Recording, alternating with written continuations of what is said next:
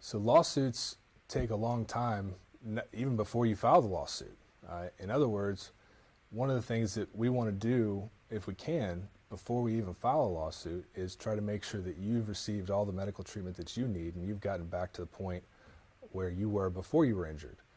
Once that happens, then we can start talking to the insurance company or the big company on the other side and trying to get them to understand what you've been through and try to make things right. If at that point they still decide not to, then we file the lawsuit. The reason lawsuits take so long is because there's a process. We have to file the petition, we have to wait for it to come in, we have to serve the defendants, then we have what's called written discovery. All this takes time. Then we have depositions, mediations, there's a bunch of different steps that go along with a lawsuit.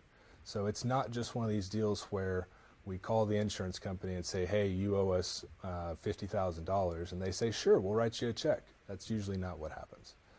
Usually it's a big fight, but it's a big fight that we're up for and that we're used to. So when you call our office and ask us to represent you, one of the first things that we're going to do is we're going to send you a piece of paper that's got a bunch of different questions on it.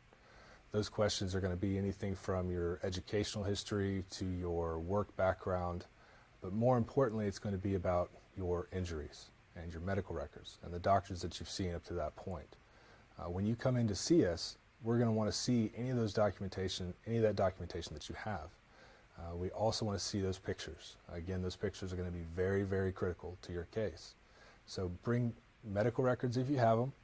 You bring the pictures if you have them. You bring the questionnaire that we're going to send to you.